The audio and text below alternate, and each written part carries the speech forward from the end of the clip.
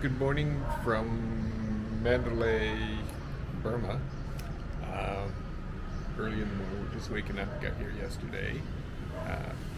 Susan and I have just sat down for our breakfast, which they brought up especially for us. They made this especially for us because I don't think there's anybody else in the hotel. This is like eggs and coffee and a little papaya, and the sun's just coming up over the horizon, and I suspect it'll be probably in the 90s today, but last night cool, I think it was into the 50s. So we'll see what the day brings.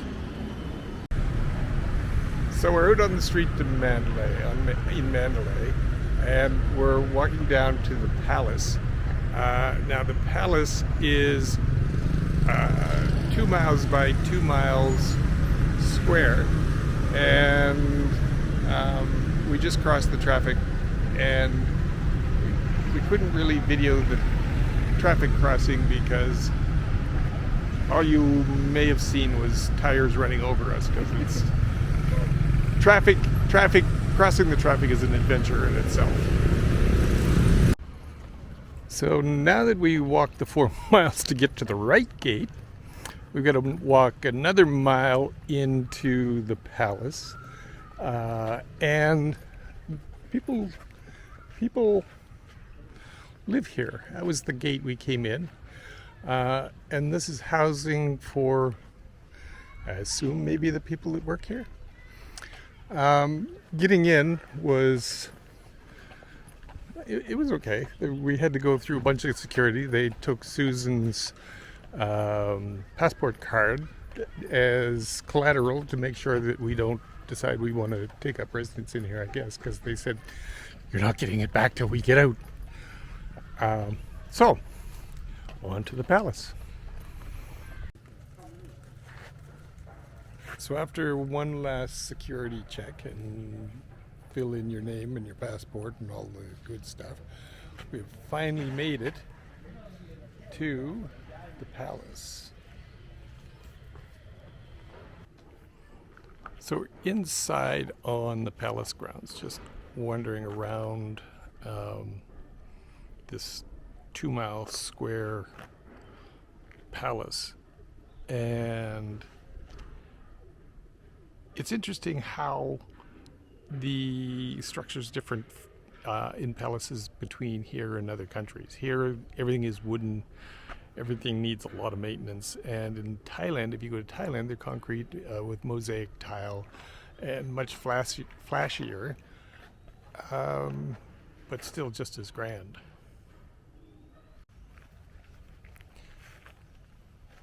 It's kind of hard to count how many buildings that are in the palace area.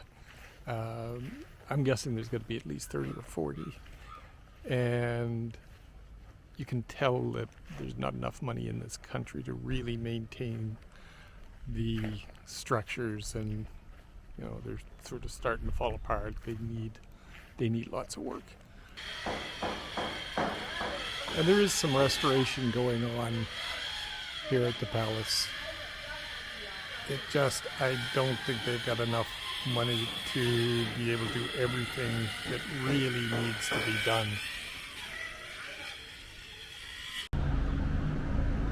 After we had walked through pretty much all of the palace area, we ran into the lady, I think she was sort of the head curator, who worked for the archaeological department. And she gave us a little more information, because some of the boards that they have describing were kind of lost in translation between Burmese and English. So anyway, the king that lived there was the 10th king of the, and I'm going to say this wrong, the Konbaung dynasty, Konbaung dynasty. And he was born in 1814, became king in 1815, and as all kings decide that they need new palaces. He built one in Mandalay that started construction in 1860 rather. All the moats and pagodas and palaces were all built by hand. And something I didn't understand until after talking to her is that it was a fort, the 2 by 2 mile square wall and moat was a fort, and the palace was just the center point of the fort.